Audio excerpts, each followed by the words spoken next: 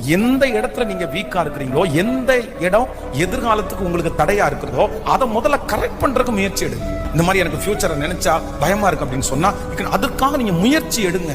அமைதியா இருக்காதீங்க. நீங்க ஜெபம் பண்ணி போய் ஃபாலோ பண்ணுங்க. எனக்கு எந்த தொழிலும் எனக்கு இல்ல, என் கையில வருமானம் இல்லைன்னு நினைக்கிறீங்களா, என் ஃபியூச்சர் நீங்க அதுக்காக பிரயாசம் எடுங்க. எனக்கு ரொம்ப பலவீனமா இருக்குது, என் உடம்பு சரியில்லை, இப்படி இருந்தா என் ஃபியூச்சர். நான் நம்புறேன், என் உடம்புல இருக்கிற அவயவத்தை எல்லாவற்றையும் படைச்சவர் அவர். அவருக்கு தெரியாதா? அவருக்கு தெரியும். அதனால அவர் சரி பண்றதுக்கு வல்லவரா இருக்கிறார். கவலைப்பட்டு யோசிச்சு எந்த பயனும் இல்லை.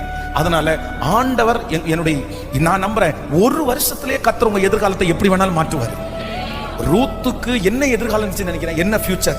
ரூத்துக்கு அனாதைய போல வந்த ரூத்துக்கு கர்த்தர் ஃபியூச்சரை எவ்வளவு பிரகாசமா ஆண்டவர் மாற்றி கொடுத்தாரு. நீ அறியாதது உனக்கு எட்டாதது. ரூத்துக்கு ஒரு எதிர்காலத்தை ஆண்டவரால கொடுக்க முடியும்னா, நான் நம்புறேன் உங்களுக்கும் எனக்கும் எதிர்காலத்தை தர முடியும்.